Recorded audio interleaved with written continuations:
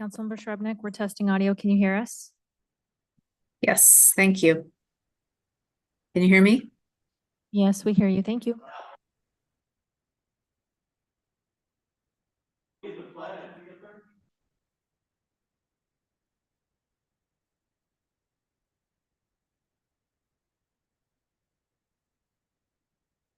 Councilmember Lutsis, can you hear us?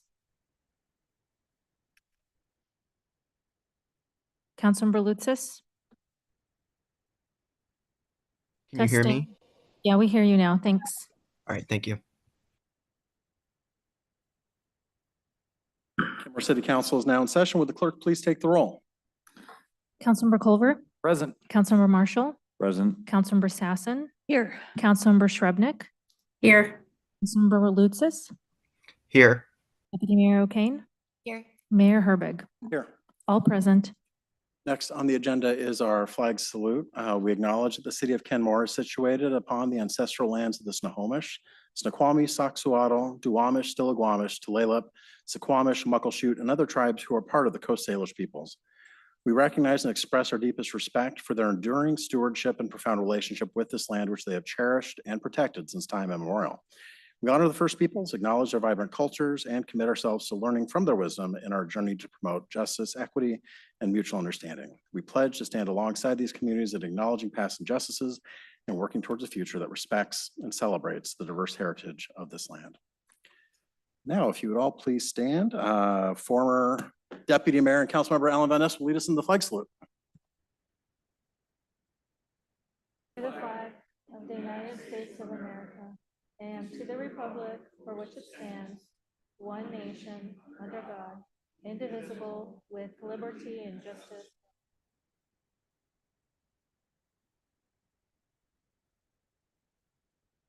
Next on the agenda is agenda approval. Unless there are any objections, the agenda will stand approved as published.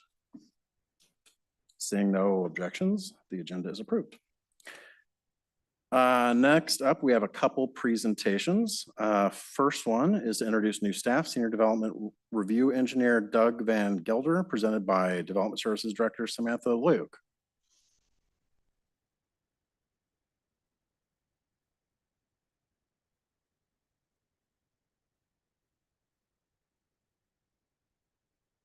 Good evening, Kenmore City Council. I'm pleased to introduce you to Doug. He's our new Senior Development Review Engineer in Development Services. It's been a long time since this position's been filled, so we're so excited to have you. Do you want to introduce yourself a little bit? Hi, my name is Doug Van Gelder. I was for a long time resident of Kenmore. Actually applied a few times because I really liked the community and wanted to be part of it. Unfortunately, back then didn't play out the way I wanted it to, but now, many years later, was able to come back and excited to be part of the community again. Love Kenmore. I grew up in North Seattle, so I've been in the area for 57 years. So I'm just excited to work with the people here. Had a great time for the first week and day, and I'm excited to see what's going to come down the pipeline. Well, welcome to Kenmore. We're excited to have you. You're on a great team and you've been doing important work. So thanks so much.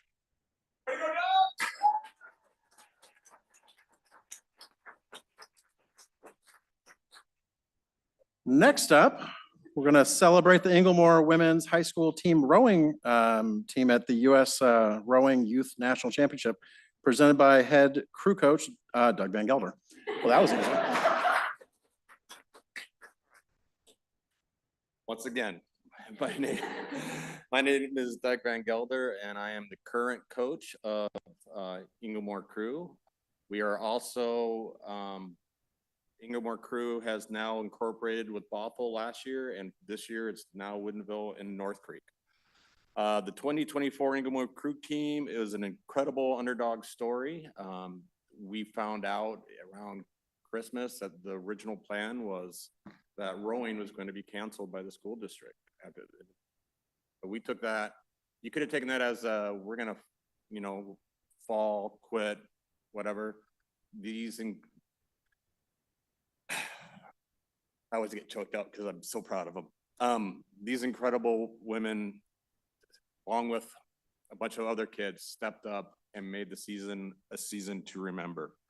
And it wouldn't have been possible without the staff at Inglemore, North Shore School District, and the support of the city here with the Shell House and all the volunteers that people come out and help us with. Crew is the #1 sport for college scholarships for women. Because of this program, all 5 of these young women have been recruited heavily.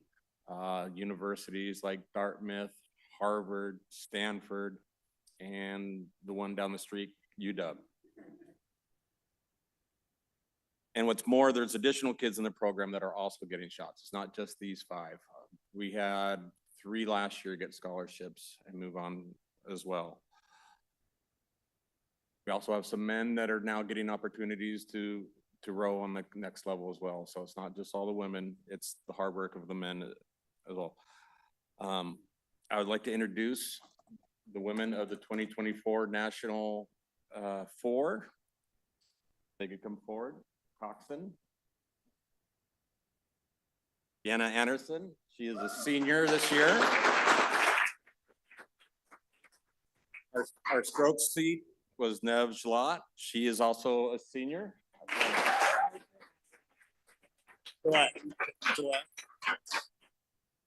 Behind her was Ariana Sutter. Another senior.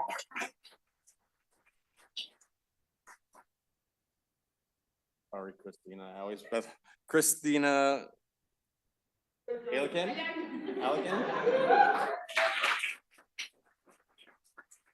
She's a junior, and Carly Vince, another junior.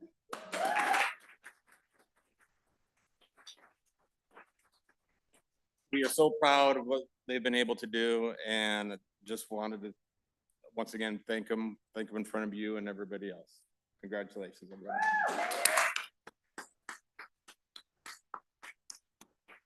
Thank you for recognizing us at this time. Congratulations. I heard that we wanted to take a quick photo. That'd be great. All right, why don't we go over by the flags, take a quick photo.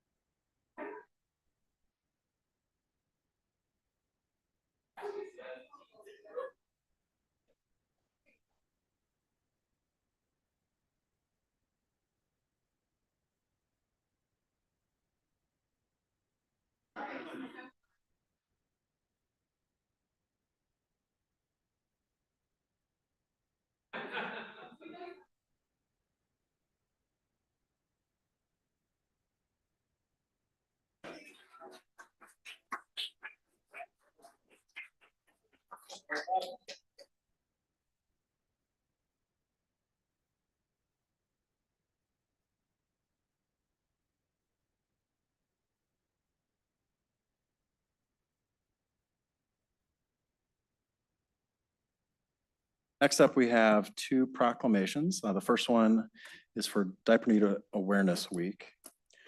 Whereas diaper need, the condition of not being able to afford a sufficient supply of clean diapers to keep babies and toddlers clean, dry, and healthy, can adversely affect the health and well-being of children and their families. And whereas national surveys and research studies report that nearly 1 in 2 families struggles with diaper need, and 48% of families delay changing a diaper to extend the available supply. And whereas daily or weekly supply of diapers is generally an eligibility requirement for babies and toddlers to participate in childcare programs and quality early education programs that enable children to thrive and parents to work. And whereas many parents struggling with diaper need report missing an average of 5 days of work each month due to an insufficient supply of diapers. And whereas without enough diapers, babies and toddlers risk infections and health problems and may require medical attention, resulting in medical costs, and parents may be prevented from accessing childcare needed to go to work or school, thereby destabilizing the family's economic prospects and well-being. And whereas the people of Kenmore recognize that diaper need is a public health issue, and addressing diaper need can lead to economic opportunity for the state's families and communities and improved health for children, thus ensuring all children and families have access to the basic necessities required to thrive and reach their full potential. And whereas Kenmore is proud to be home to trusted community-based organizations, including Kidvantage, that recognize the importance of diapers in ensuring health and providing economic stability for families, and thus distribute diapers to families through various channels. And whereas, through their important work of addressing diaper need, diaper banks play a critical role in supporting families, improving infant health and well-being, and advancing our local and state economic growth. Now therefore, I, Nigel Herbig, Mayor of the City of Kenmore, on behalf of the City Council, do hereby proclaim September 23rd to 29th, 2024 to be National Diaper Need Awareness Week throughout the City of Kenmore. The city thanks the diaper banks, their staff, volunteers, and donors for their courageous service during the crisis, and encourage the residents of Kenmore to donate generously to diaper banks, diaper drives, and support these organizations that collect and distribute diapers to families struggling with diaper need, so that all of Kenmore children and families can thrive and reach their full potential. And to accept this today is Director of Development and Community Relations, Helen Banks Rutan of Kidvantage. Would you like to come up and say a few words? Thank you. Thank you for the opportunity to come tonight. Thank you for declaring the proclamation for National Diaper Need Awareness Week. We do this every year across the country in order to highlight the need, because it seems basic needs don't always address the things that are needed for children and toddlers. And diapers are one of the biggest barriers for families. You heard all the statistics, but it affects families of all income levels, and especially, of course, families in the lower income levels. You cannot buy diapers with your SNAP benefits. You cannot buy diapers with your WIC benefits and most other kinds of federal programs. So it can be a huge barrier for families to be able to build resiliency, have self-sufficiency, and be able to work or go to school, as you heard. But it also, of course, impedes the health of the children. And so that's why Kidvantage, along with other diaper banks in our area and across the nation, are here. We collect diapers through drives, including the Diaper Derby every year. And we purchase most of the diapers with assistance from funders such as the City of Kenmore and most of our local cities that help us and other organizations. Last year, we provided 2.4 million diaper changes for kids in our region, and we will be doing between 2.4 and 2.5 million diaper changes again this year. It is a huge need. They're expensive, but they make a real difference in the life of a baby.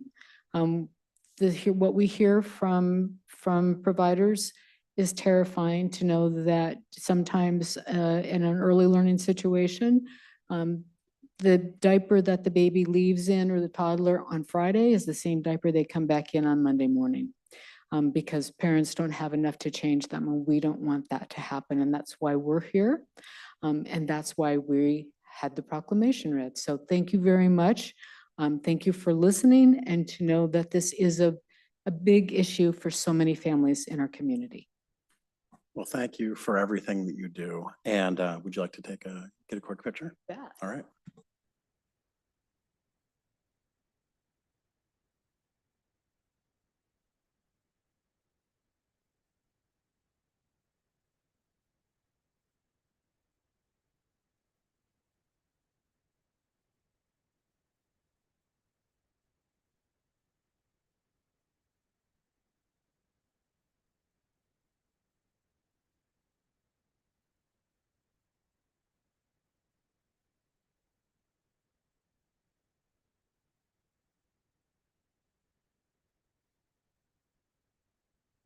Next, we have a proclamation for National Month for Renters 2024. Whereas polling conducted in Kenmore routinely demonstrates that residents are most concerned with affordable housing, and whereas rental housing is a vital component of the Kenmore housing market, providing a place to live for nearly 3,000 households and nearly 7,000 residents. And whereas the number of households renting their homes increased by nearly 1,000 over the past decade, a 41% increase, and the largest 10-year gain on record. And whereas annual median income of renters in Kenmore is $71,573 compared to the annual median income of homeowners of $175,260. And whereas under federal standards, 50% of renters in Kenmore are cost burdened, spending more than 30% of their income on housing, and 18% of renter households are severely cost burdened, spending more than 50% of their income on housing, compared to 22% of homeowners being cost burdened and 9% severely cost burdened. And whereas severely cost burdened renters are more likely to experience poor health outcomes, educational setbacks, loss of jobs and productivity, and greater food instability.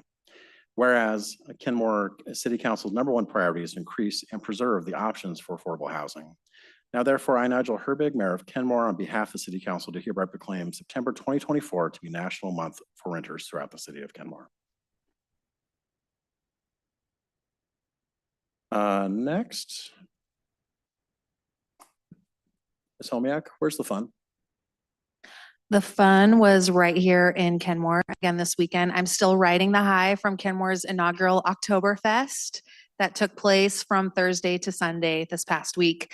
The event kicked off on Thursday night with the tapping of the firkin by our own Mayor Herbig at Postdoc Brewing. The revelry continued Friday and Saturday nights at Copperworks Distilling and 192 Brewing with the Bavarian Beer Garden Band. Lots of games, food, and all ages fun.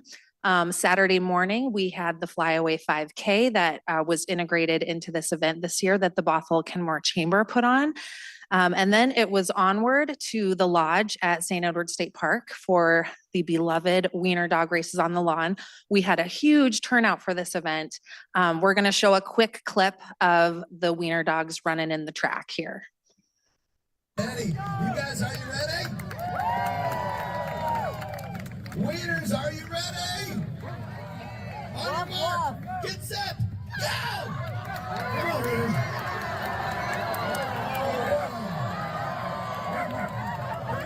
Cross the line. Judges, you have a tough call there. Who would have thought so many people would turn out to see the wiener dog races? I was just so thrilled to see that. And then Sunday, we concluded an event with a fall market here in Town Square, a root beer garden with free root beer floats that Snapdoodle Toys provided. We had the live music there too, a bunch of local craft vendors, and that was a super well attended event as well. So overall, every event that I've heard was successful and had a lot of people from all ages and from outside of Kenmore that came to celebrate October with us for the first time this year. And I just want to say this event was made possible through a collaboration of our local businesses and organizations and with support from the city of Kenmore. And just a big thank you goes out to everyone in the community that came together and helped out to make this inaugural event such a success. A special thank you goes to Scott Meese. He was a local designer that submitted the logo for our logo contest that we had. I got such great feedback this weekend about that logo. So thank you to Scott. And then also thank you to the Port of Seattle. They provided grant funding for this event to help promote it and also provided the passports, the funding for the passport. So thank you, Port of Seattle. And then a really, really big thank you goes to the 3 original community members that really hatched this plan. And that's Suzanne Greathouse from the Kenmore Heritage Society, Derek Wyckoff from 192 Brewing, and Jason Parker from Copperworks Distilling. And we invited all 3 of them here tonight. Jason was the one who was available and able to come. So I want to invite Jason to come up to the podium and just say a few words about his experience planning and how the event unfolded for him as a business owner. Well, thank you very much, City Council. This is mainly a state of the liver address that I'll be having. Now, I'll have to say it was such a treat to work with the city and the businesses. The people who came had been to Kirkland before, and they all thought this was better. And the reason they thought this was better is because it involved the whole community. We had the same band, but they played harder. I know they did because they told us they did. We didn't have as many people, but the people who were there had more fun. So I think this was an amazing first year in what I hope will be an annual event. And the way it's laying out with all the businesses working together with the city and even with the port, I mean, this is really a good model. So look forward to working with you again next year, getting more people in, having maybe even 2 weeks. That's a good possibility, involving more businesses and getting less sleep. Thank you very much. Thank you. That was a really fun weekend. I don't know how many of you were able to enjoy it, but I had a great time. Next up, we have public comments. We want to welcome folks to the council's meeting. Please address your comments to the mayor and council. Folks will have 3 minutes to speak.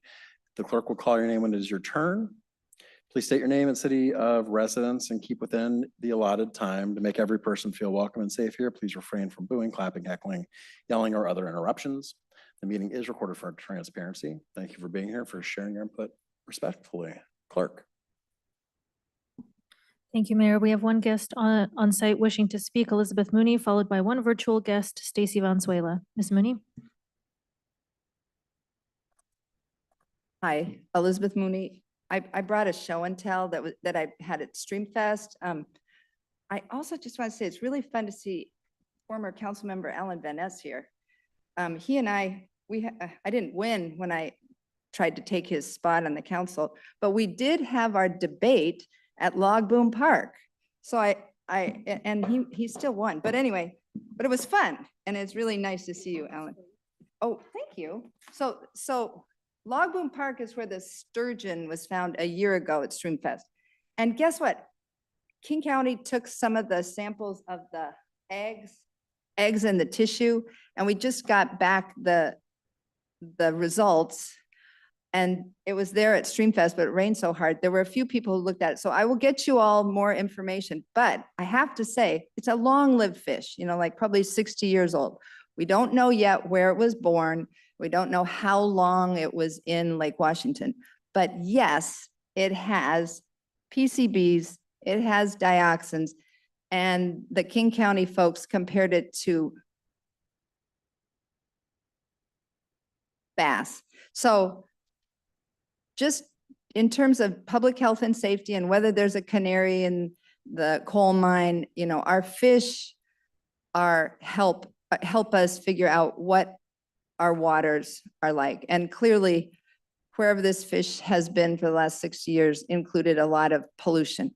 Thank you. So I will get you more information. We'll probably do a presentation about the sturgeon at some PERC meeting. So the other thing is the water that goes down to the lake also comes through Chetchathel on 61st Avenue Northeast, and Briar has some of the headwaters, and I have friends in Briar. So this is a completely different subject, but it does have to do with the grants that we have gotten for 61st and fixing the sidewalk. We don't want to lose our opportunity to fix the sidewalk. So I went on a walk today to talk to some Briar people and some Kenmore people. And all I'm saying is that it is super complicated, but I am happy to walk and help get more people to talk with us so that there are more people to talk about the 61st Avenue project. I know Jim Howard has been working with our engineer, but there is the 193rd and 61st Avenue Northeast place where it has been proposed that maybe it would be nice to be a roundabout. I don't know if it should or shouldn't be, but one of the Briar people who works at Englemore today, a mom friend of mine, she said that what people are now doing that might be dangerous is the people who want to go left are scooting over on the left. The people who want to go right are making 2 lanes out of 1. So I just would like to call that to your attention and maybe have a meeting later. Thank you. Thank you. Stacy Valenzuela? Stacy Valenzuela, Kenmore. Can you hear me? We hear you. Go on. Thank you. In 2018, several of our Kenmore residents of the mobile home communities attended the Regional Affordable King County Task Force meetings. We sounded alarms of mostly a few property owners pricing out our seniors, veterans, and those with disabilities, most vulnerable and lowest incomes. We continued alerting for years. Now, majority of seniors are being purposely priced out by corporate investors at most communities throughout our region with high inflated rent increases.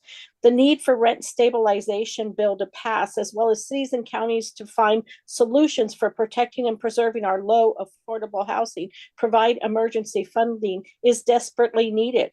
Our representatives, First LD, and the president all support rent stabilization to keep our most vulnerable seniors, veterans, and those with disabilities housed. Last week, Kenmore Council disappointingly voted to remove protections for tenants or just cause evictions. The Housing Week proclamation is just words. It includes renters' annual median income of almost 72K, but most vulnerable are left out with incomes of 26,000 to 19,000. While for years we kept asking for affordable housing, we found that Arch did not help much with 70 to 85% market rate housing, contributing to regional housing for King County received 5 million, but mostly went to wages. Their report released and built a great dashboard. However, not too many cities really used it. And it stated that 244,000 low and extremely low units would be needed by 2040. DSHS received millions, but to provide beds to those with mental behavior that commit crimes. But this was ignored. But we need support for our residents. Other cities are building affordable housing units at 50 to 30% supporting tenants. How many units is Kenmore really allotted in those units? We need statistics, accountability, and enforcement for each city. Homelessness increased 23% in the last 2 years. How many billions were received by developers and cities with promises and permits of affordable housing grants? How much funds were lost to these same for tax exempt for affordable housing units that didn't qualify or failed to be built? How many residents, articles, and reports of these crises have been brought forward? Please use ARPA funding to help keep our most vulnerable healthy and housed here in Kenmore. We need action that fulfills the needs. We have hundreds in Kenmore that are being priced out, that have fixed income, can contribute to reasonable rent, and often volunteer or are active in our community. Thank you. Thank you. Mayor Herbert, that concludes our speakers list. All right. Next on the agenda is the consent agenda. The chair will entertain a motion to approve the consent agenda. So moved. I'll second. Any discussion? Seeing none, all those in favor, say aye. Aye. Any opposed?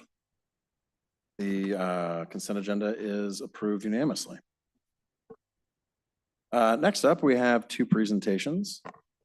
First one is a lodging tax update presented by Department of Revenue Representative Tiffany McCullough, State Lobbyist Shelley Helder, and this will be introduced by our Communication and Tourism Manager, Lauren Homiak.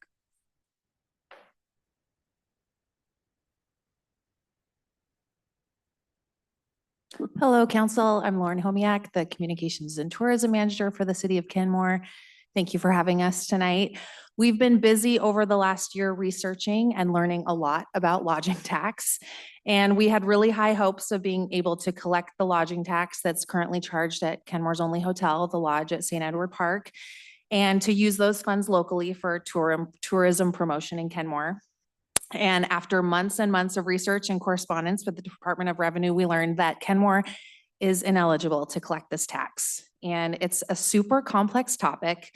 And so we've invited Tiffany McCullough from, she's the Tax Administration Manager from the Washington State Department of Revenue. And she's here tonight to explain more about lodging tax and also explain the determination of Kenmore's ineligibility. And we were admittedly disappointed with this news. Tiffany knows that. And so therefore, we've also brought in our state lobbyist, Shelley Helder, into the conversation. And Ms. Helder is also here with us virtually tonight, I hope, to provide some additional information and field any questions from you about other alternatives we may be able to seek out for an alternative to explore for lodging tax. So now I'm going to pass it over to Ms. McCullough from the Department of Revenue and let you take it from here. Thank you so much. I appreciate the opportunity to speak with you. I'm going to try to make this not boring, but it's taxes. So there's a lot of percentages and just legalese. So bear with me. Like Lauren said, my team was contacted this year to request guidance on adopting a lodging tax for the city of Kenmore in accordance with RCW 6728-181. Sorry, I'll put. And the city was looking into possibly starting a lodging tax advisory committee to collect the allowable lodging tax. Before jumping into explaining the situation and answering the question, I thought it would be a good idea to go over Kenmore's lodging rate and the breakdown of the components in the rate. The state portion of the rate is 6.5%, and the rest are the local components that add up to the current Kenmore lodging rate of 12.5%. I've highlighted the two components that can increase the tax rate cap of 12%. So there's a rate cap at 12, but the two that I've highlighted, housing and related services and the first 0.4% of the Regional Transit Authority sales tax can cause the cap to go up. So for Kenmore, that allows the rate to be 12.5, not 12%.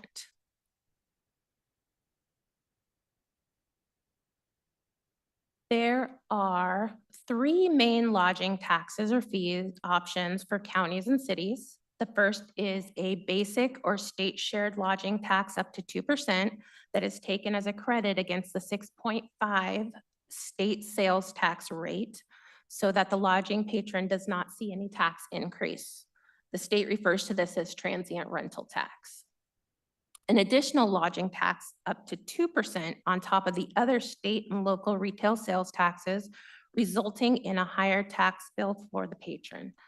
The state refers to this as special hotel motel tax. And then there is tourism promotion area fees, which may be imposed in addition to lodging taxes. Any city or town may form a tourism promotion area and impose charges up to $5 per room per night. This is a little bit more about the maximum rates. So when I was talking about the cap, there is a lot of regulation surrounding the maximum tax rate for a city or town. The statutes regarding the 12% cap are on this slide. The maximum rate is 12%, except for Seattle has a maximum rate of 15.2%. Housing-related services, like I said before, and the first 0.4% of Regional Transit Authority tax adopted prior to December of 2000 are not included in the cap, which is why Kenmore can have the rate of 12.5%, like I said.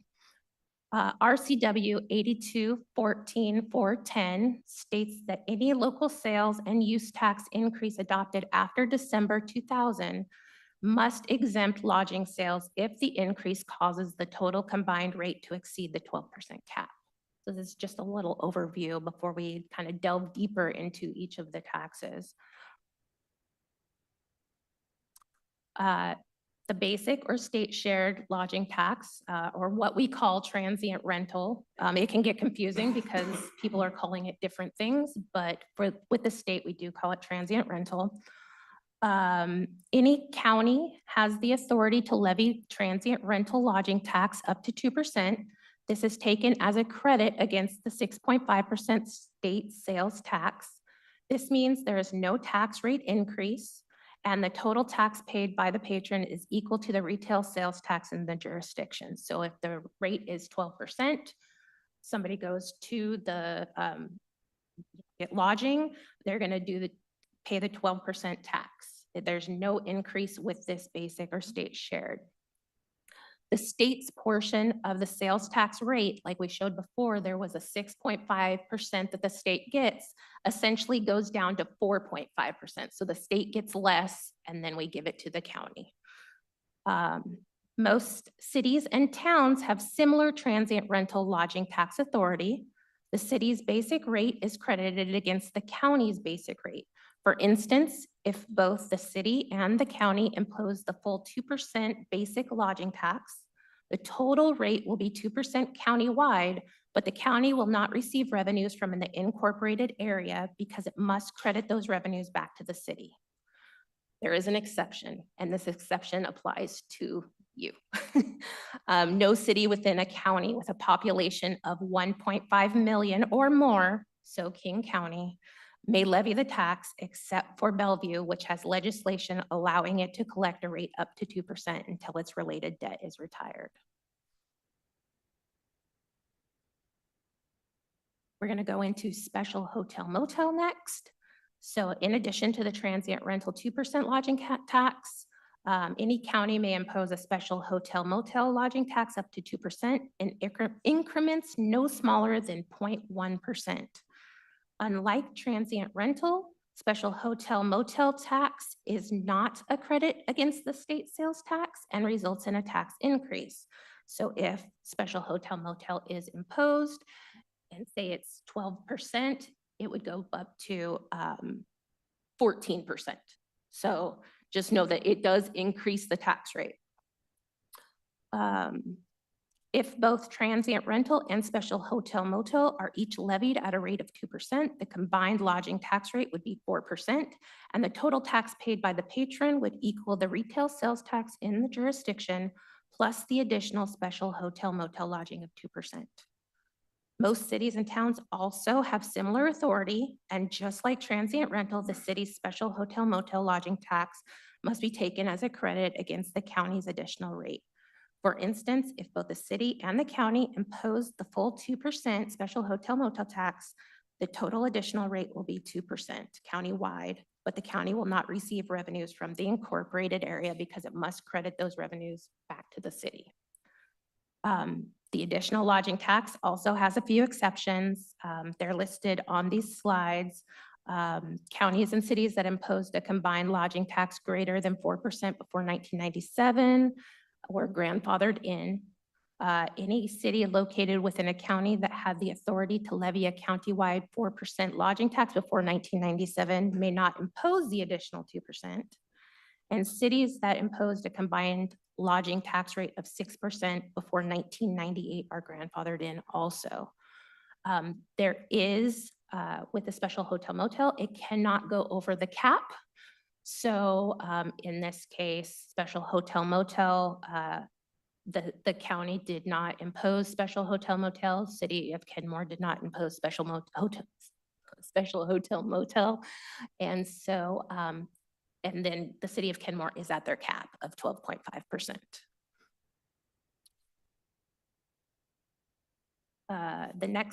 The last lodging fee that I will go over is the tourism promotion area fees, or TPA fees.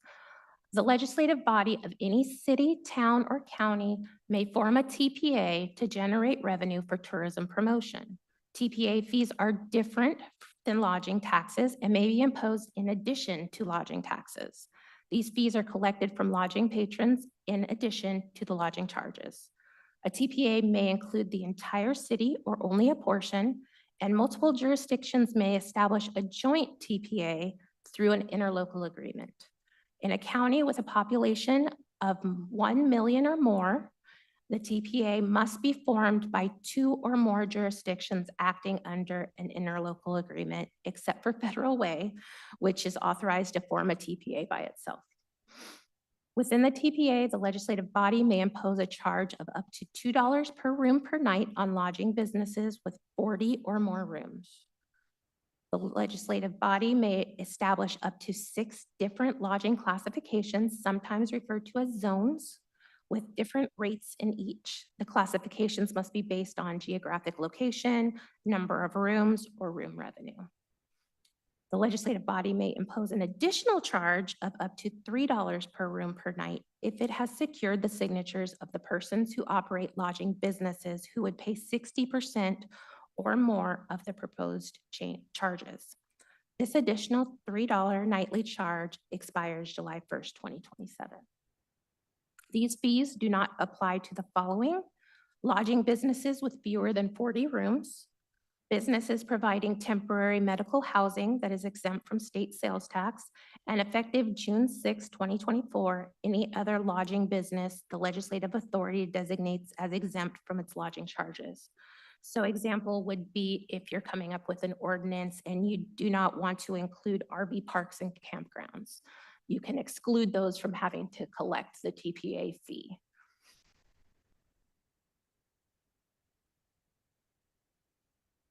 After all of that, the conclusion is transient rental.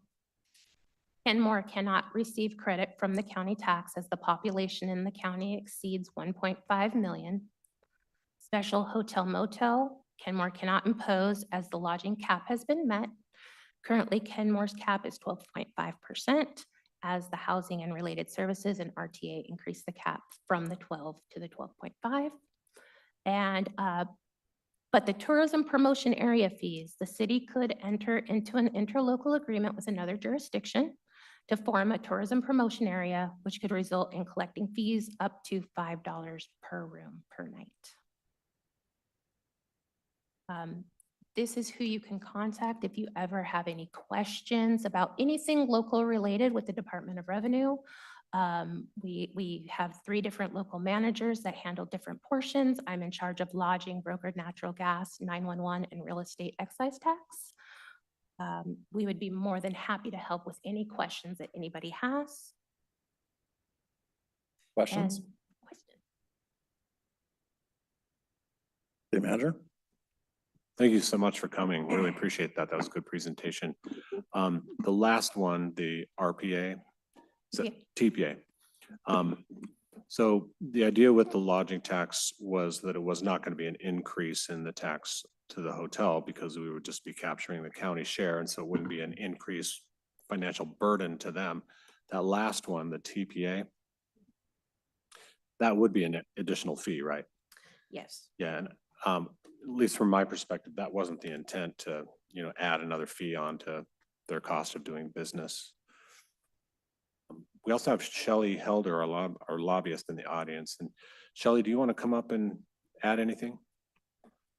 And in particular, could you speak to the prospect or lack thereof of working to change the law in Olympia? Yes, good evening, Mayor and Council. I am Shelley Helder, your state lobbyist. And so you just heard a really thorough presentation of why lodging tax is not an option for Kenmore. So the next logical question is, well, why don't we just change the law, right?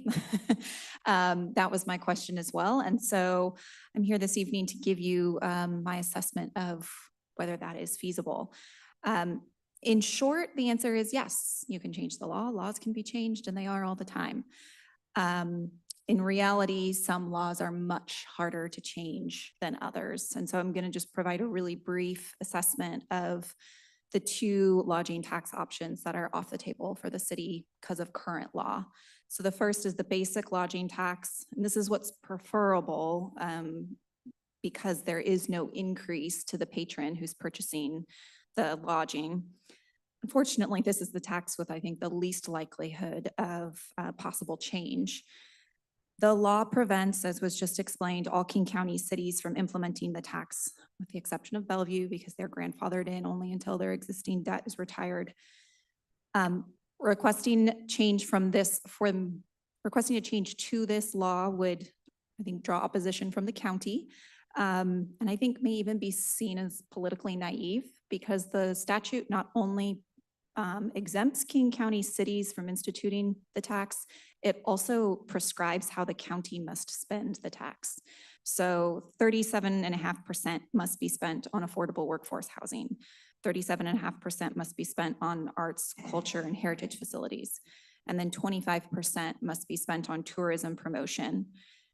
And so King County, over the course of 25 years, they estimate from 2021 to 2045 that the lodging tax generated in the county will result in $559 million for housing, $559 million for arts and heritage, and $373 million for tourism. Of the $373 million for tourism, $177 million is dedicated to Safeco Field, and then another roughly $2 million is dedicated to the ShoWare Center. So this leaves roughly $194 million or $8 million per year that is not statutorily directed.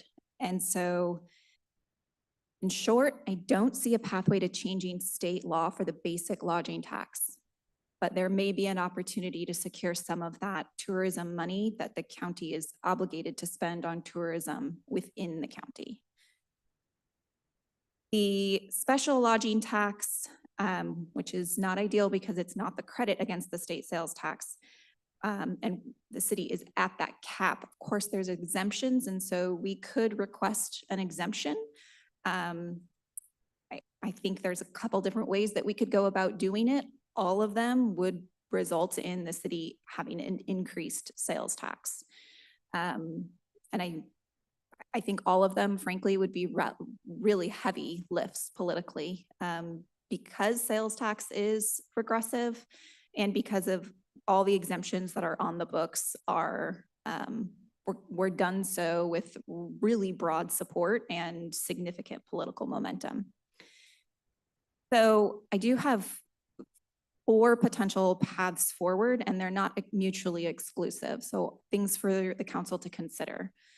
The first I mentioned, it would be coordinate with King County to consider what the options are for this 8 million a year that they're supposed to be distributing throughout the county.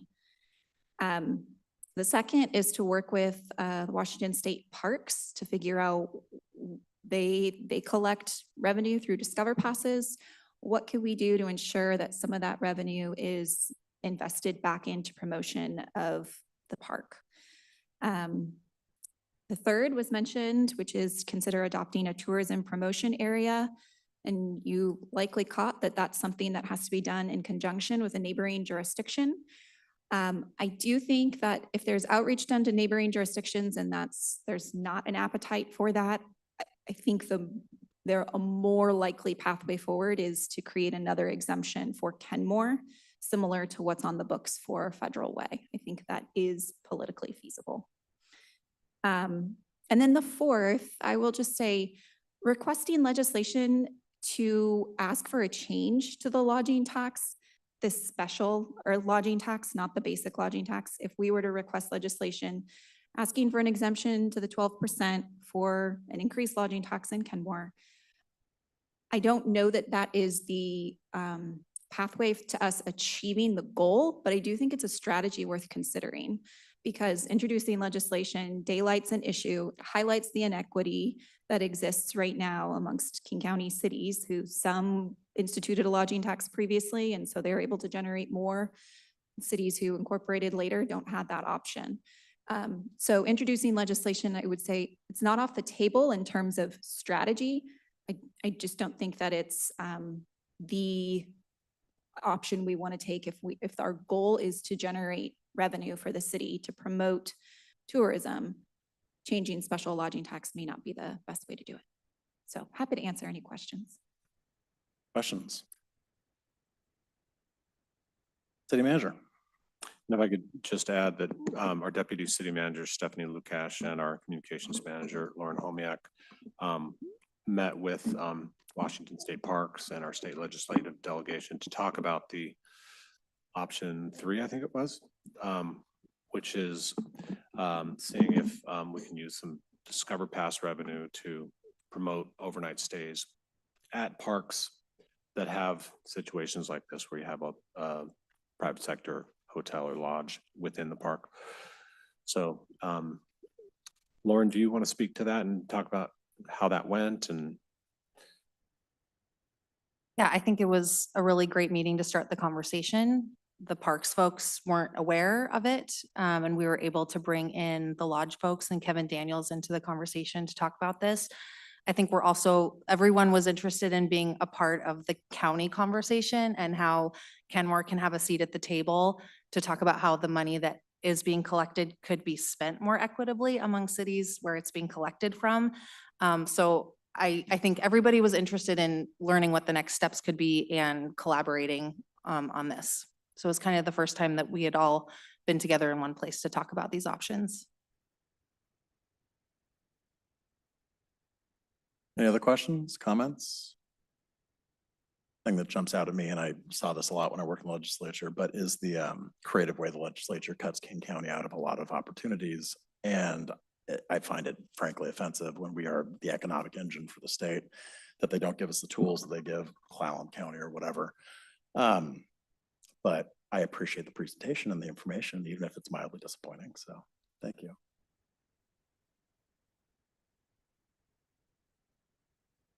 All right, I have heard from our clerk that the folks coming in for our next presentation are, they were also presenting over in Shoreline, and they are running, I think they're still there or they're just leaving there now. So unless there are objections, I would propose that we do staff reports now. Objections? All right. Staff reports. Yes, we have our traffic engineer, Tobin Bennett Gold here. It was super tragic, but we had a pedestrian fatality over the weekend. First one since 2017. And especially given your priority when it comes to pedestrian bicycle safety and your target zero. This is one we just can't, let go by without calling attention to it. Unfortunately, we live in a country that has 40,000 vehicle deaths per year. And my feeling is that in a lot of places across this country, that's just seen as a cost to doing business. And it's awful. It's horrible. We don't see it that way in Kenmore. We feel the opposite. And traffic fatalities of any kind should not be tolerated. So with that, I'd like to turn over to our traffic engineer, Tobin Bennett Gold, to say a few words. Thanks, Tobin. Good evening, Mayor Herbig, Deputy Mayor O'Kane, council members. On Friday, a driver struck and killed a person in the street on Bothell Way near 61st Avenue. The person killed was lying down in a travel lane. It would be easy to say that a tragedy like this isn't something we have any control over. But our target zero goal isn't to have zero fatal crashes when everything is going well. Our goal is zero, period. People should not die because of our traffic environment. No loss of life is acceptable as the price we pay to drive. When drivers make mistakes, when people walking or biking make mistakes, the cost of those mistakes should not be death. A city that has a fatal pedestrian crash every 7 years can spend 6 years looking like a city that will never have another fatal pedestrian crash. The life lost on Friday is a tragic reminder that our work is not done. It's difficult to know what we could have done to prevent this tragedy, but it is also too late to prevent this tragedy. There is no one thing that is unique about this section of Bothell Way that made this crash inevitable, and the next crash like this that happens will not be there. It will happen at one of the innumerable locations in our city and our region where risk of a tragedy like this is tolerated. But the next death can still be prevented. It will be difficult, but difficulty does not excuse us. Kenmore might be a city where people are killed in traffic once every 7 years.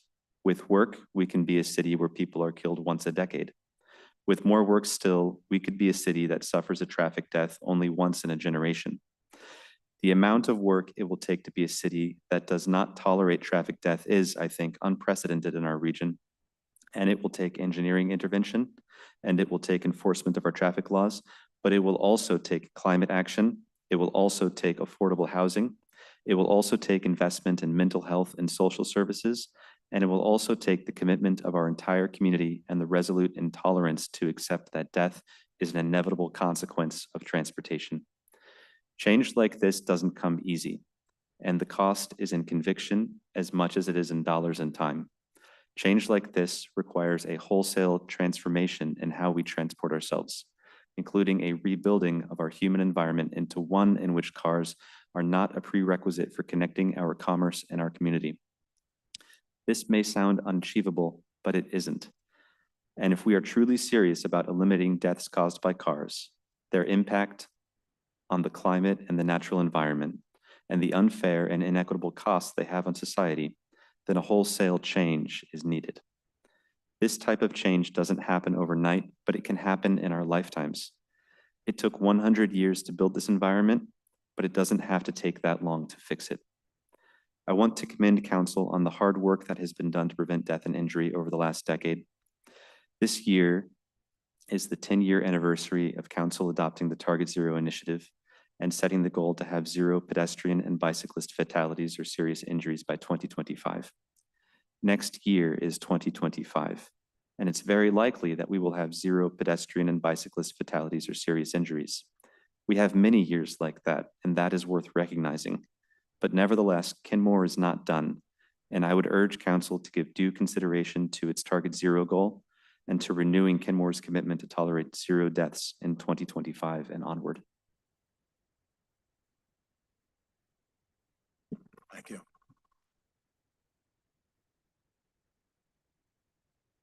Councilmember Sassen. I just want to thank you, Tobin, for speaking from your heart on behalf of our hearts this evening. Thank you. I really appreciate you putting all that thought into the statement also. I think it was it's a good reminder that even given all of the work we've done, we still have a long ways to go before our transportation system is safe. And I think it's a good illustration of the results from the work that we have done over the last decade also. It has somewhere saved some lives. As before, you know, a decade ago, it was much higher than that. So I know that some of the changes we make aren't always popular, but safety is more important than somebody's ability to get to the doctor 2 minutes earlier. So I appreciate your focus on this. I appreciate how much you care about this and the passion that you put into your work.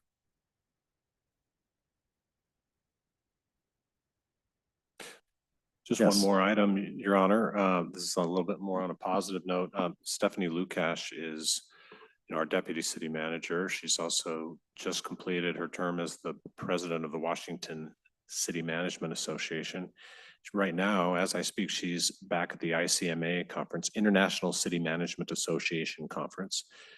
And she was a finalist for the League of Women in Government Leadership Trailblazer Award, and she just found out today, and she was one of 10 finalists. She just found out today that she was selected as the award winner for the Leadership Trailblazer Award. And so she was recognized in front of a crowd of hundreds of people at the ICMA conference.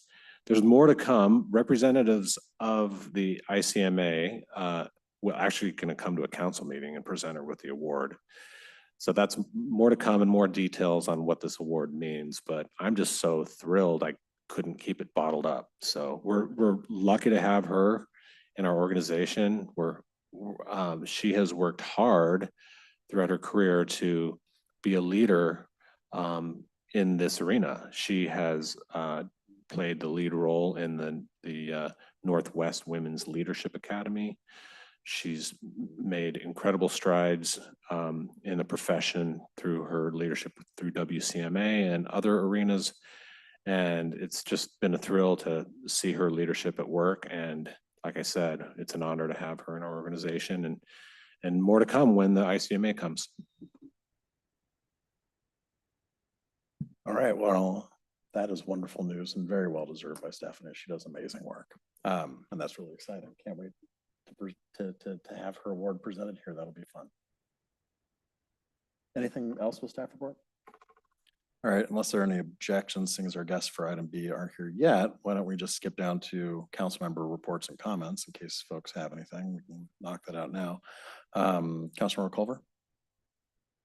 Thank you. I got a few things since we got a few minutes of airtime here. A couple housing related ideas. Development agreements. This was, according to one observer, the Achilles heel of the Plymouth project. As one Seattle Times opinion piece put it, Plymouth could have presented a project to the city for likely approval if they had just met Kenmore's reasonable code requirements. They chose to deviate from our code. Doing so necessitated a development agreement requiring a supermajority for council approval.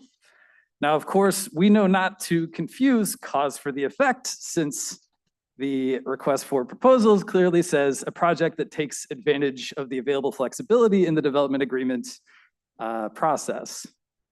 Putting that aside though, regardless, having voted down Plymouth in 2 successive development agreements, and having sent Holt and the Imagine Housing Project back to the drawing board to revise its designs to avoid the development agreement process entirely, that's 3 times this has been a hurdle in getting more affordable housing built in just the last 9 months.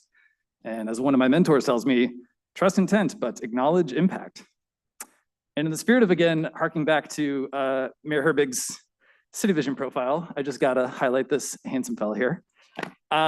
Let's make it easier to say yes. A 5-person supermajority has proven to be a prohibitive barrier to getting more affordable housing built.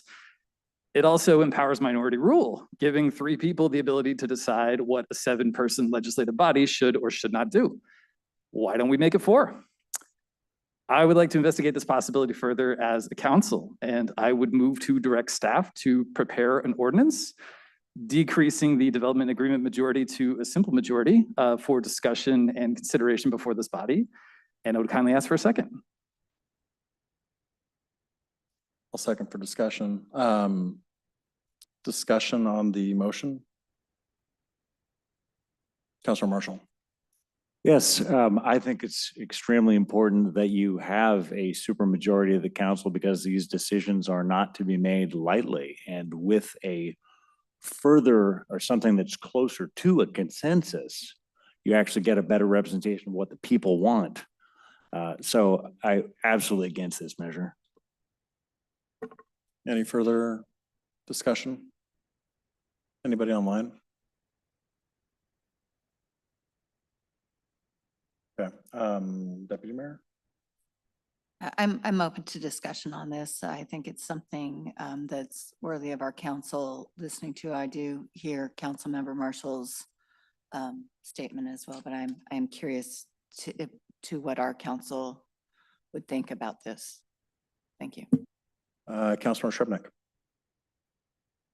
Yeah, I'd be just curious, the background of why it is a supermajority. I'm guessing there's a reason.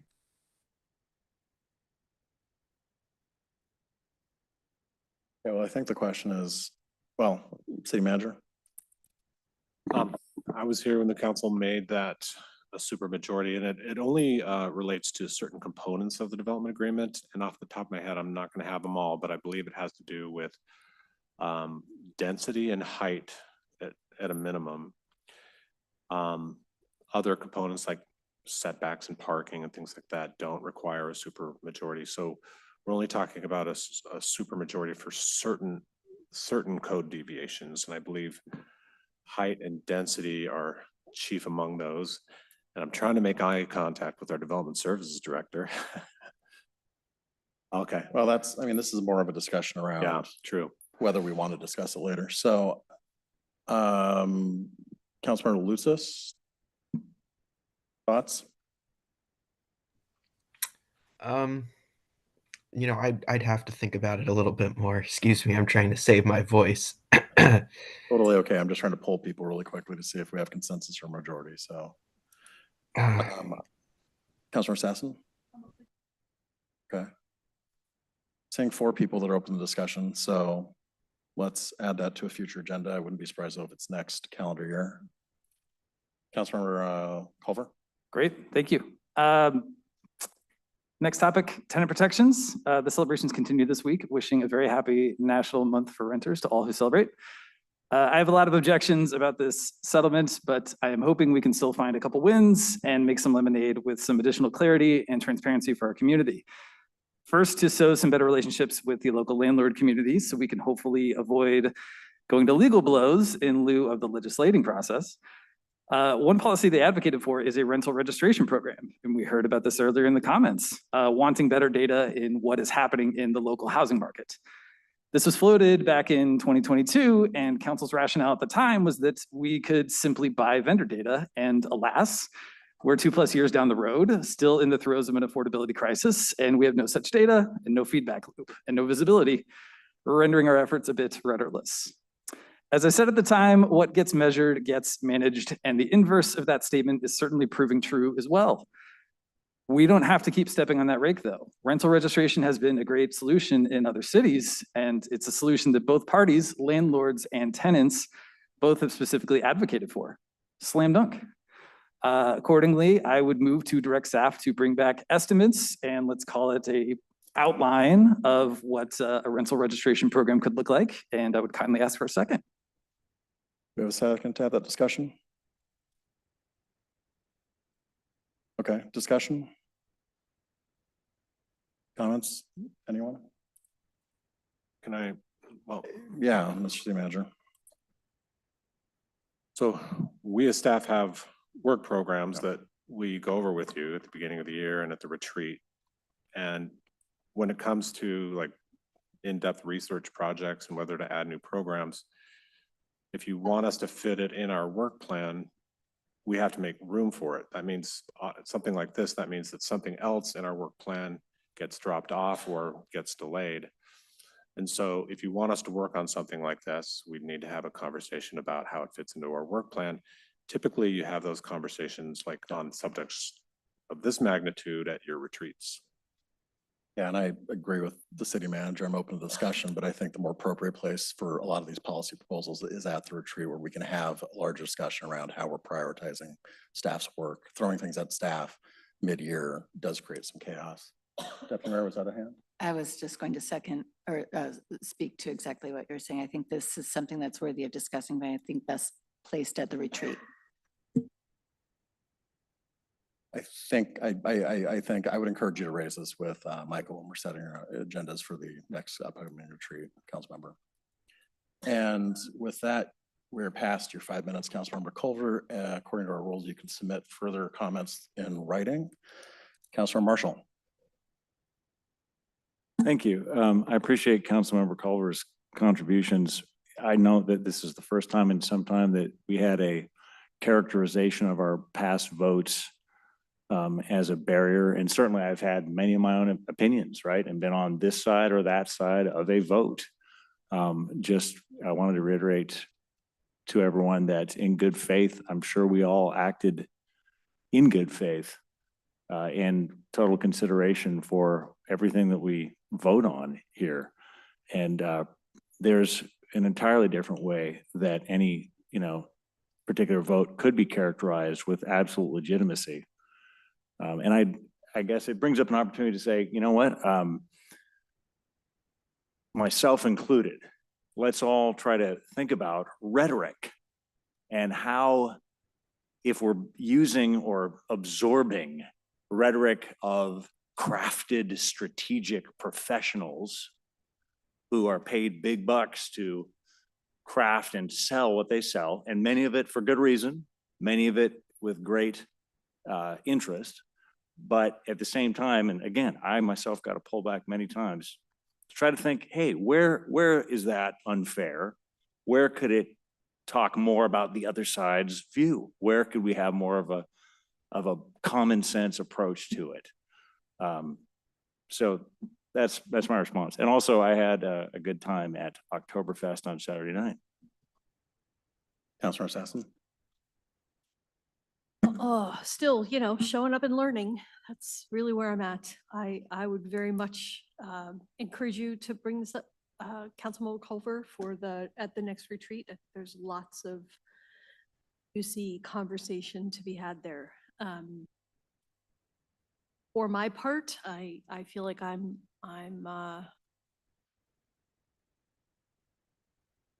coming to council as a layperson, and practicality is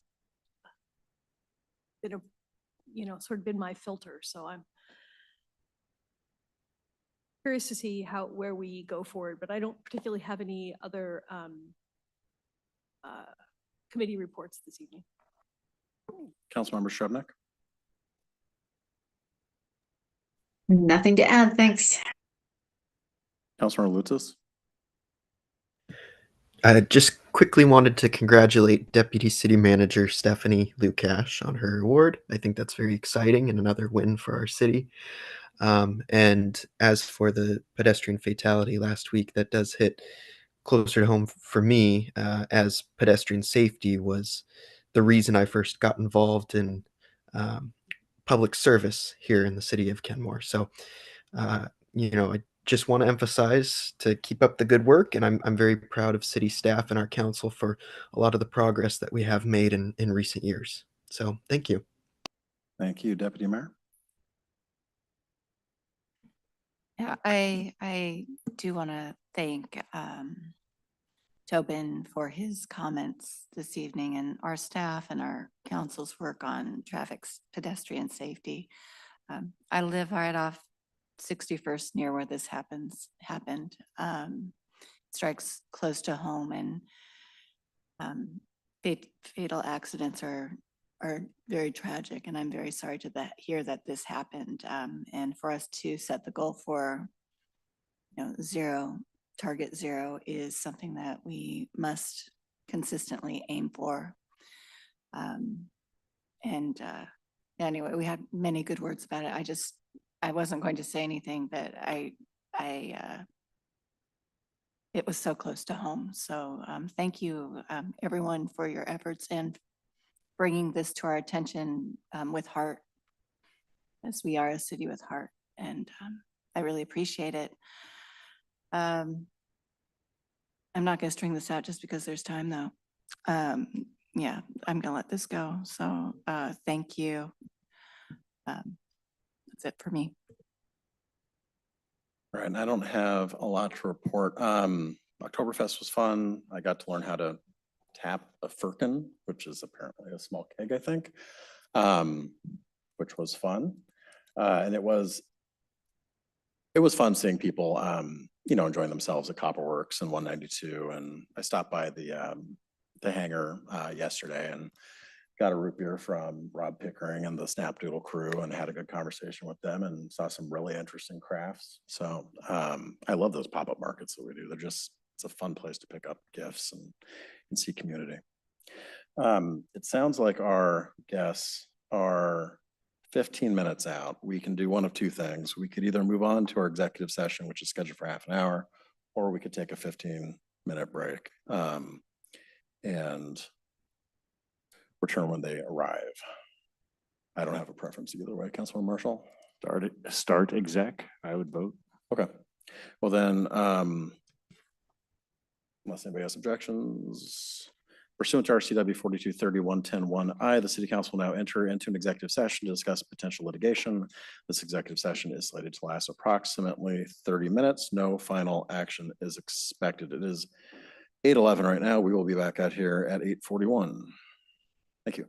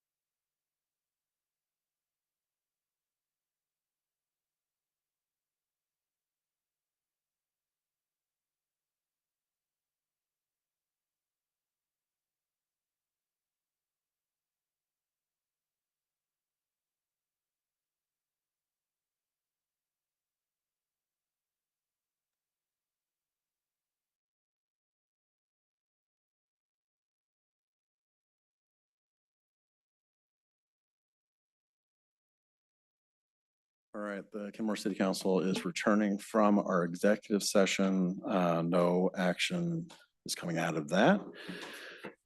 With that, we are going to revert back to our presentation. Item B, King County Regional Homelessness Authority update presented by Sub-Regional Planning Specialist Mallory Van Evema and Abby Anderson. And I'm going to hand over the meeting to the Deputy Mayor, given that I work for KCRHA. So. Thank you, Mayor.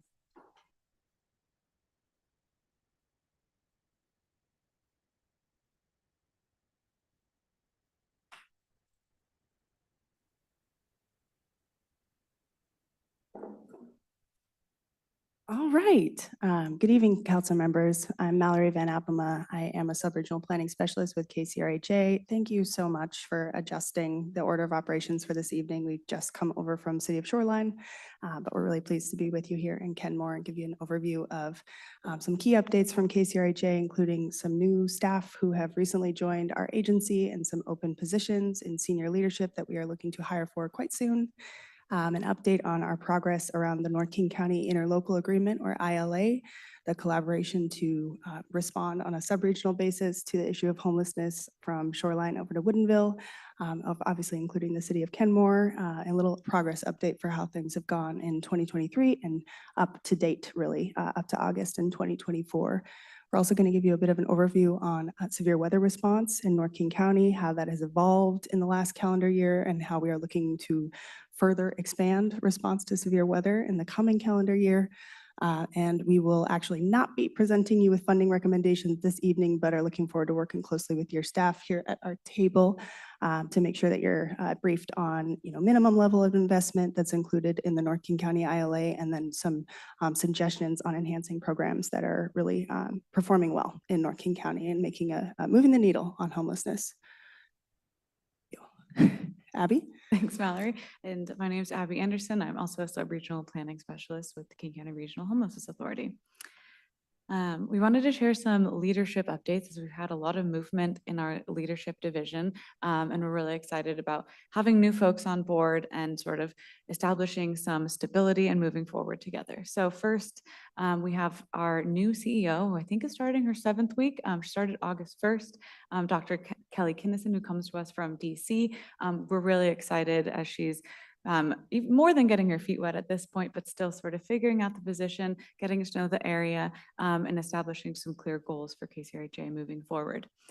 We will be hiring for a deputy CEO position that has been posted on our website. It's currently our acting deputy CEO is Hedda McLennan from King County, and she will be returning to King County. So we're excited to identify a new deputy CEO to help us steward this movement forward. We have a couple new chief positions as well. We have Irene Augustin, who's our new chief program officer. I believe she started the same day as Kelly, so they're both learning together. She comes to us from Baltimore. And then James Rouse is our chief financial officer. He's actually been with us for some time and just accepted a permanent position. He's with us in a temporary capacity. So we're thrilled to have him on board and sticking with us for some time longer. We have 2 chief positions that are also vacant and posted on our website, the Chief of Equity and Impact and the Chief of External Affairs. So really eager and excited to complete this leadership portfolio and to be able to have a strong team moving forward. We also have 2 other notable folks in leadership that have joined us recently within the last 3 months. The first is Dr. Monica Gross, who is our Director of Planning and Special Projects. She comes to us from Alaska, which has been a really big asset, particularly as we look at severe weather, as things in Alaska are a little bit more severe than here. So learning from that perspective has been wonderful. And then Arlene Hampton is our new Director of Homelessness Investments, which oversees all of the contracts that we have at KCRHA. And she is actually local, joins us from our existing homelessness response. So we really value all of these folks' insight and are looking forward to sort of forming direction moving forward. As part of your packet tonight, you should have received the North King County Progress Update report. We're going to go over a little bit of that tonight in our presentation. The report outlines an overview of the interlocal agreement, identifies key accomplishments in the last couple of years, and key areas for improvement as well. So it starts with some background on how the ILA was formed. Then we identify funding, both the process overview, so had to have one provider join KCRHA in the process and what that looked like. We go over the city investments for the last 2 years, and then the KCRHA investments in those same programs. We also look at some North King County system data. So what data sources do we use to track and understand homelessness, and what do those look like in North King County? There is a little bit of information in the report as well on the sub-regional implementation plan and what you can expect from that, and then severe weather, which we'll talk about later on tonight. Thank you, Abby. So Abby gave us an overview of kind of the structure of the report that you have in your packet this evening. Each section is kind of broken out by an overview and a little bit of summary, background, grounding, and then accomplishments in that specific topic area and areas for growth and improvement. So we're really proud of the partnership and what's yielded so far in providing technical assistance to providers. Our current grants management platform is a bit cumbersome to engage with. So we've had a lot of kind of hand holding and back and forth with our provider who was new to the portfolio as a result of the North King County ILA. They've been incredible good faith partners and very patient with us as we walk through the tedious process of getting them integrated into the grants management platform. We are actually in the process at the final stages, almost at the home plate of implementing Salesforce, which is a much more user-friendly platform and software and CRM or client relationship management database for us to both manage our communication externally with providers and contracts themselves and funding processes. So Salesforce is going to provide a lot more to KCRHA and to our provider partners, much more seamless process, and we're really grateful to be in the final stretches of that. We currently have Tuesdays and Thursdays in the month of October, a lot of training sessions on the Salesforce with the provider community. They are kind of an open call to agencies that want to participate and make sure that we are building a system that makes sense for them. But we're really excited because Salesforce is a big step up from where we're at. We've also made sure that we have internal staff connections, so contract monitors, compliance monitors, and program specialists that are connected directly with each of the programs that are funded from the North King County cities. HMIS, you'll see here on the fourth bullet, it's the Homeless Management Information System. This is a database that King County Regional Homelessness Authority manages as a component of receiving HUD funding. And this is how we manage kind of inflow and outflow from participating homelessness response programs. We've just wrapped up and launched a very exciting project called the Inventory Enhancement. This gives us a ability. So from a provider perspective, maybe I'll provide an example that feels tangible. If you are a case manager or an outreach worker and you've encountered someone on the street who needs to be connected with a bed that night, you can look into HMIS and have visibility about available beds. You're not just calling a number and saying, do you have beds available tonight?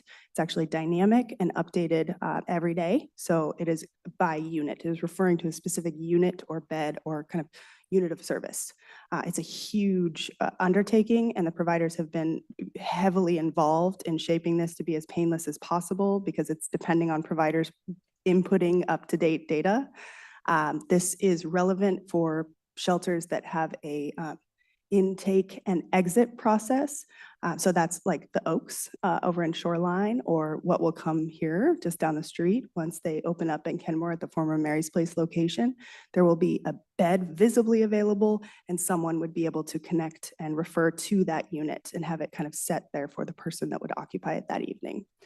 So this is kind of our movement towards dynamic bed availability. It's a huge increase in our basically the data integrity and the ability to make successful referrals to units of service. Really proud of what has happened this last winter season in regards to severe weather response and also over the summer. I'll talk a little bit more about what that summer responses looked like and kind of what was accomplished in the winter season. But overall, just the high level is we had a professionally staffed severe weather shelter at St. Dunstan's for the first time in 6 years. We also had outreach services that were just complementing the existing outreach teams that are working in Kenmore and Shoreline and out in Woodinville. We've also just been really grateful for the participation, the active participation of folks here on the council and on staff level from all cities that are participating in the North King County Coalition on Homelessness. all of the advocates and providers and faith communities that come to the North Urban Human Service Alliance meetings, we have a really strong access to local insights and context on what is actually happening relating to homelessness and how we need to kind of adapt how we're showing up and what we're funding and all of those things. So really proud of the accomplishments thus far. Thank you. So as stated, each section also includes an area for growth or improvement. We are very much of the mind that we are an ever kind of growing and expanding collaboration, ideally looking to partner region-wide with other cities, the North King County being the brave ones that jumped on board first outside of City of Seattle and King County. What we've noticed is that with the drop-off of funding that was largely originating from federal sources in response to COVID-19, we have some funding cliffs that are on the horizon and or have already come. We had a generous investment into homelessness response, housing stability, a variety of other really critical human service needs through federal infrastructure acts and CARES and ARPA. We are really, really keen on ensuring that we are planning proactively for any funding cliffs that are distant out and making arrangements to explore alternative funding sources to make sure that programs remain sustainable and can expand as needed. We'd also really like to see increased funding for services in North King County and also implementing programming that is tailored to the needs of each of the communities. So Kenmore, for example, I think you all have a good success with funding Lake City Partners outreach team. You don't have a lot of areas in the city, according to what we know from folks on the ground, where there are large encampments in your city. It's not a lot of visible encampments, unsanctioned camping. So we need to be adaptive when we come and show up in the city of Kenmore and when our providers do so. And so outreach is really critical in communities where people are intentionally trying to be a little behind the curtain and a little unseen.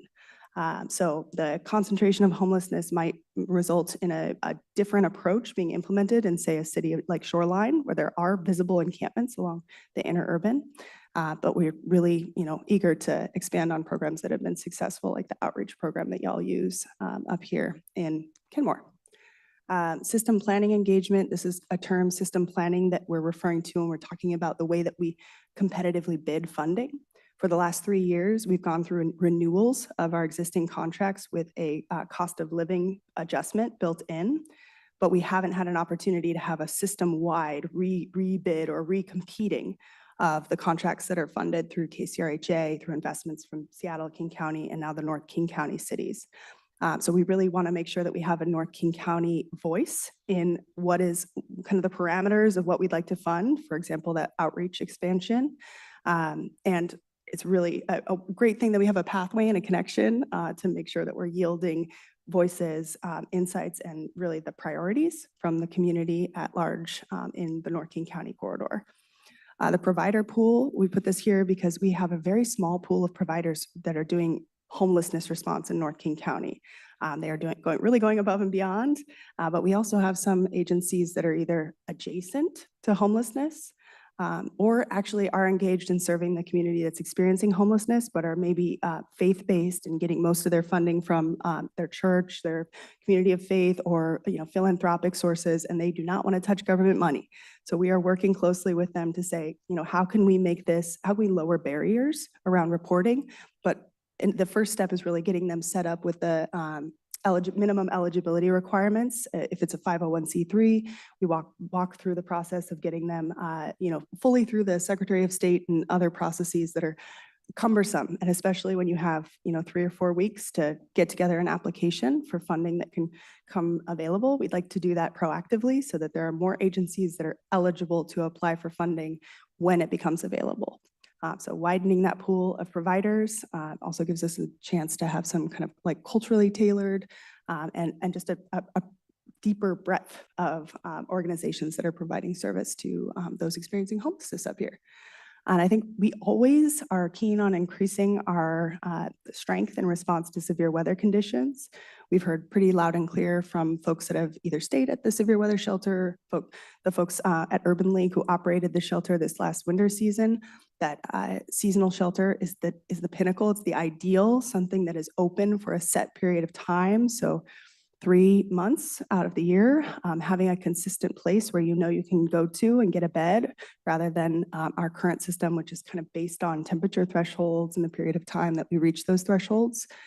So we are really eager to explore, siting, funding, and operating in partnership with the cities up here and a qualified provider, a seasonal shelter. There's a lot of benefits in the continuity of a door that's open and a bed that's there for a period of time. This is our year-over-year program performance graph. So you see we have information from 2021 all the way up to 2024. These numbers are indicating people at the time who said a city in North King County was their last city of residence. So they could have said anything from Shoreline, Lake Forest Park, Kenmore, Bothell, and Woodinville. Essentially, these are questions that are asked when you enter a program. So upon intake, you're asked that question, that is noted. We can also disaggregate this according to responses that are specifically Kenmore. And we're happy to pull a report that looks like Kenmore specific responses together for you all. What I'd say is this is HMIS data, or that Homeless Management Information System data.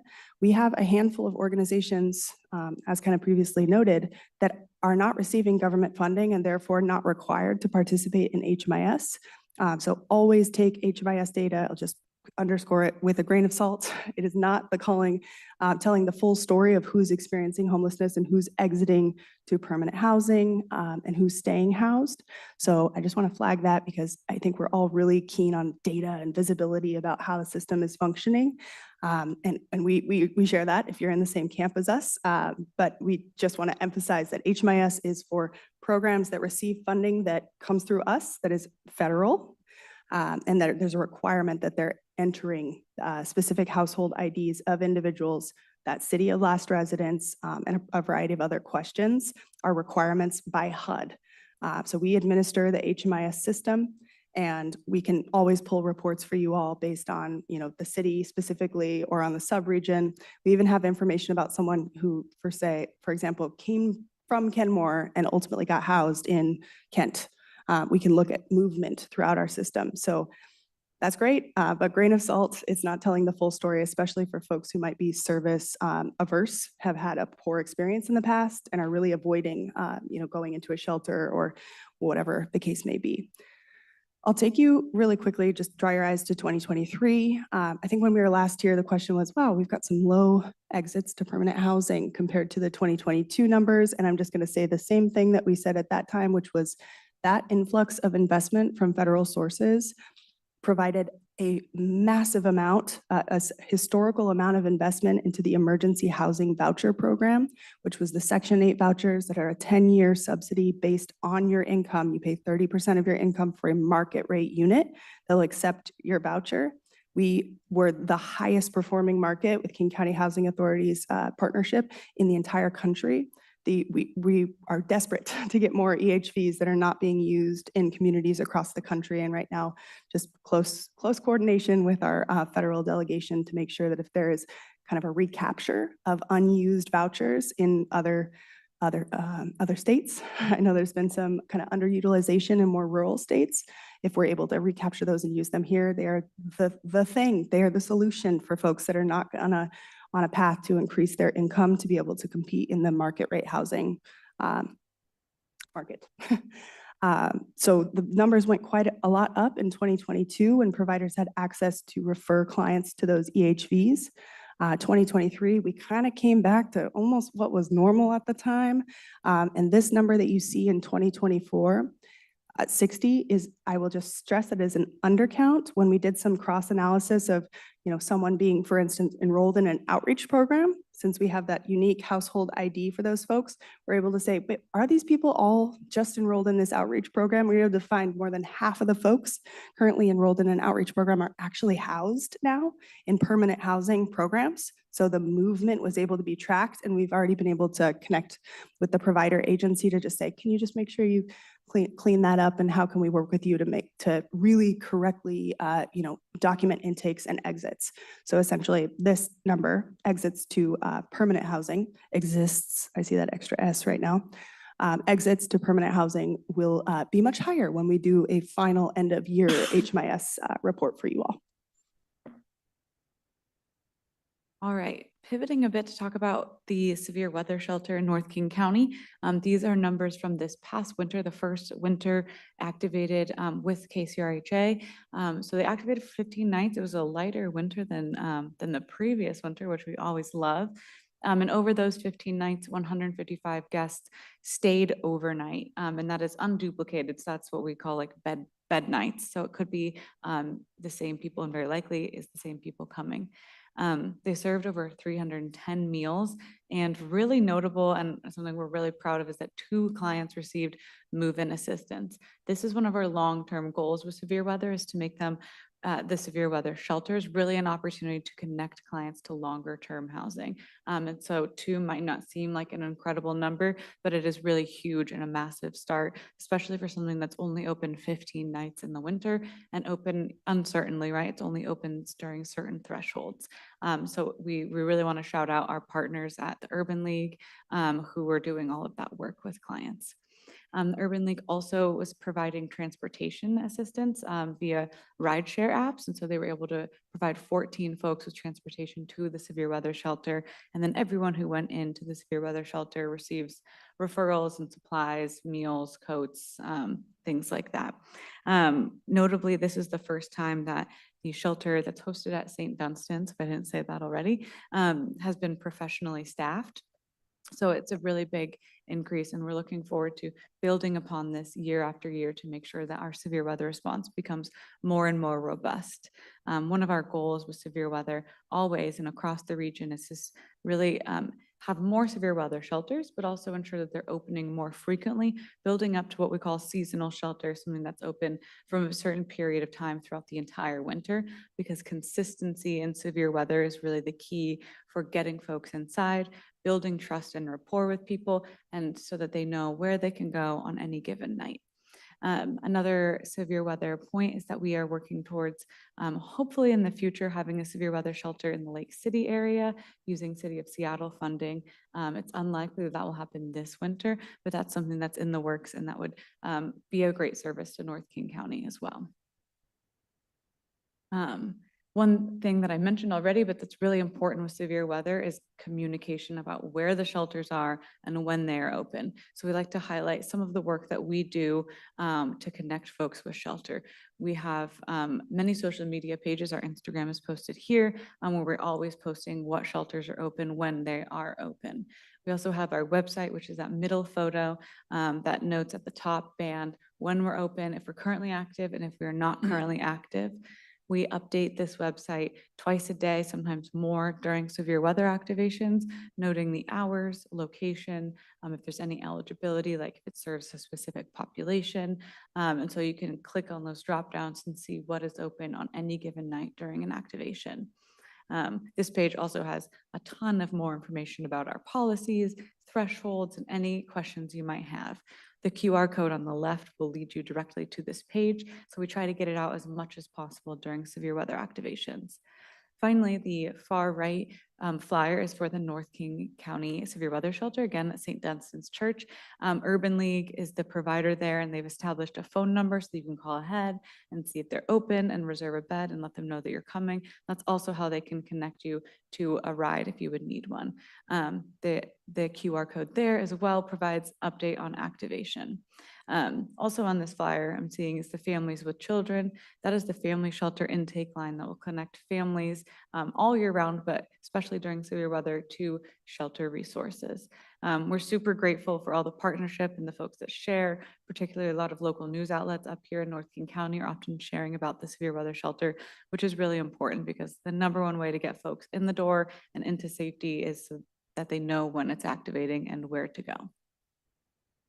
I have a question about that. If you're still on severe weather shelter, Yeah. Those are low barrier or no barriers. Is that correct?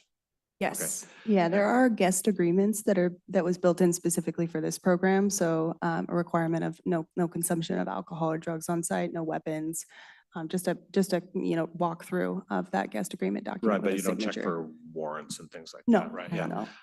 Or criminal history or No anything. background check. So,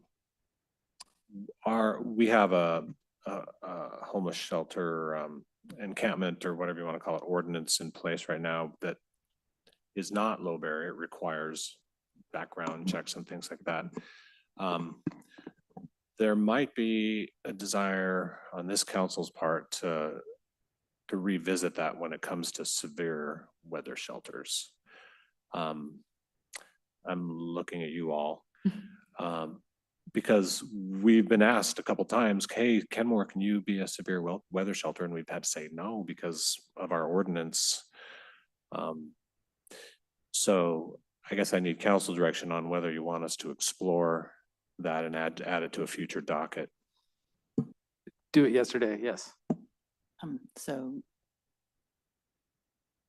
Okay, we have, looks like Councilmember Culver, Basson, me. I don't see anyone online. Do Councilmember Shrevenick or Lutzis want to bring this back? I support that. We have Yeah, I would bring it back at the retreat when we bring back work items. Okay, that thank you. works. Oh, City Manager, would you like some more? No, that's all I need. Thank you. Okay, thank you. Thank you all so much. And I should note as well, the North King County Shelter, when activated this past winter, reported no incidents or crises at their shelter, which is always something I know folks are interested in and something that we're really excited about. Yeah, thank you for the question, and thank you, Abby, for the overview. We were also really grateful for the work of Urban League because they stretched the budget. They actually did provide brand new coats, hats, blankets to the folks that came in. A lot of people were interested in donating used items, lightly used items. So we're chatting with them about how we can create some sort of entry point for folks in the community who want to offer up supplies. But just for the sake of cleanliness and hygiene, they were purchasing new supplies through the funding that was invested in collaboration from the North King cities and then King County. But they really underspent their budget, and we had quite a mild winter. And so we didn't want to be in a holding pattern or recapture funding that could otherwise be deployed to continue addressing severe weather response. And so we were able to adapt the response in summer. So Urban League, should I pause? Do you have a question?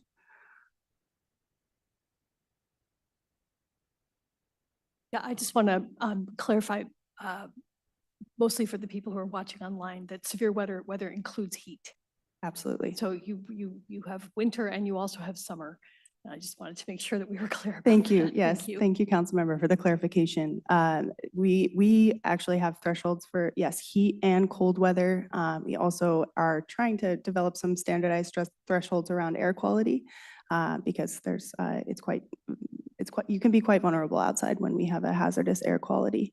We're not quite there yet, but we're working on that as well. And so just trying to be relatively proactive given we often have poor quality air in our region in the summertime. The picture on this slide is one of the fabulous members of the Urban League team set up at Therapeutic Health Services on about 165th and Aurora and Shoreline. They are also, this was this summer, so when we had hot weather this summer, they set up a cooling canopy. They had misting fans, ice cold water, cooling towels, and bucket hats, and they also sat and talked with people and encouraged them to access the wider portfolio of programs that Urban League has and offers to the community.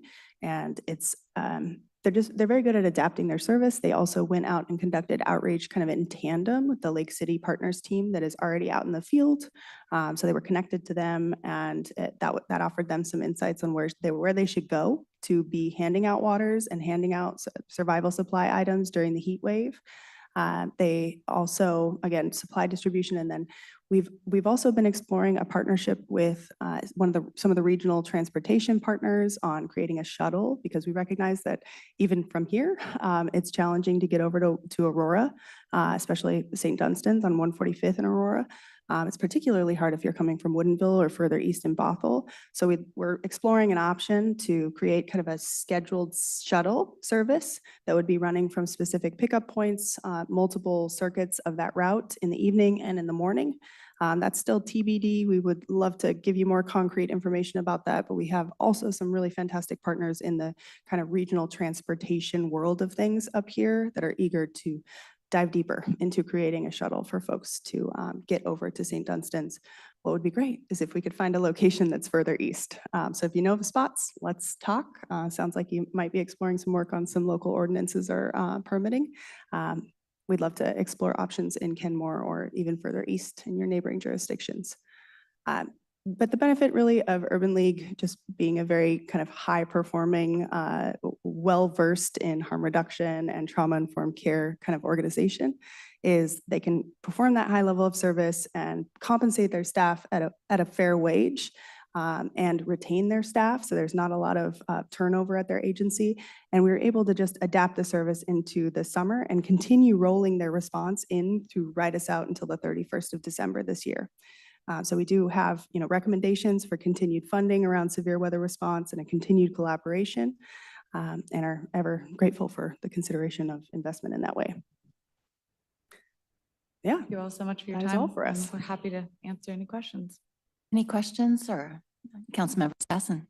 Thank you. I'm so glad you're here. I had the opportunity to attend the regional convening in July.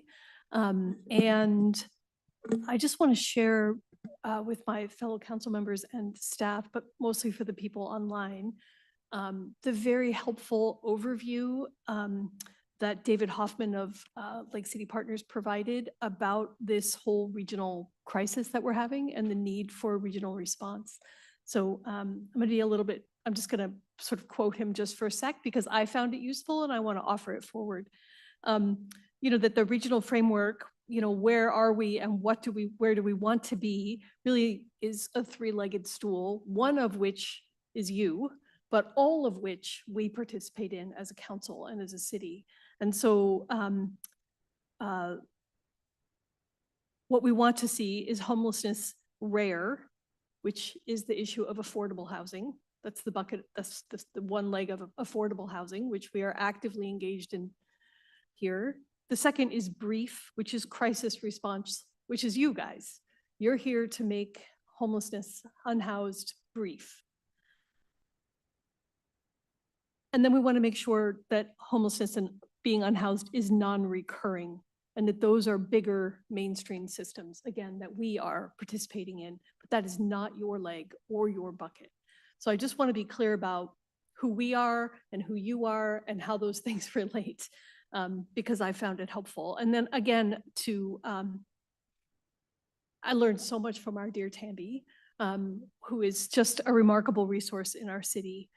Just to reiterate that, again, this is a regional problem requiring a regional response and that we really encourage, because we have an interlocal agreement here at the North End, we really encourage other regions around King County to similarly form ILAs in order to mitigate your funding crisis. We participate here at the North End and we would hope that other regions, specifically East, South, would come forward, and I know that we would support them in any way we could. Thank you. Also, just thank you for all you do. Any other questions or go Can I ahead, offer a please? really brief response? Thank you, Councilmember Stassen. I would offer also thank you for attending the regional convening and being a representative of North King County there. I know that, as you mentioned, the other subregions that I know East King County is eyeing what's been done in North King, are looking to replicate even the severe weather collaboration that has been accomplished up here and being renewed. So it's already, North King County is already becoming kind of a model to replicate in other subregions, and the heat is on, the pressure is on to get on board. And we're grateful for the courage of North King County to come together and partner and really collaborate with us when we were in our infancy and we had a lot of growing to do and we're still growing. But we are just very grateful for the partnership up here in North King, and others are noticing and they're taking note. So. Any other questions or comments? I'm not pausing very long here, but I do have a question and a couple of comments. How many years has King County Regional Homelessness Authority been in action? Are we at 4? It's a good question with a slightly confusing answer. So the ILA between Seattle and King County was signed in 2019, but we did not hire our first staff member until I believe April of 2021. So it has been legislatively in existence for about 5 years, but we've been sort of in practice in existence for about 3. Yeah, I was trying to trace back. What year was it that you actually hired staff? So with that, I just want to say it's absolutely incredible to see the work that has taken place in the 3 years that King County Regional Homelessness Authority has been in practice, in place. And your presentation definitely drew a light to that. I think probably one of the things that I think is absolutely most important that I saw in your presentation, and every time I see a statistic or figure that points to the importance of direct federal funding to local agencies, I just have to call it out. It is really important that our federal representatives throughout the nation and in our state start voting for funds for our people and get them out of things, for example, military industrial complex, I'll just use that and direct it to our people because we need to keep our people housed and safe. So I want to thank you for calling attention to that. I want to thank you for your advocacy. It's exciting to see the opportunities that we have around us. And I know we've got a long road ahead of us, but this work in your agency is doing incredible stuff. Every year that I've seen your updates, it's impressive. So thank you. Thank you. Okay, I think I will thank you for being here. Tamby, did you have anything you wanted to share tonight? Okay, well, it looks like it's time for our mayor to come back and have a good evening. Thank you all so much. Thank you again also for adjusting things a bit. Good luck. Appreciate it. Thank you for coming back out. Good luck in your future endeavors, Mallory.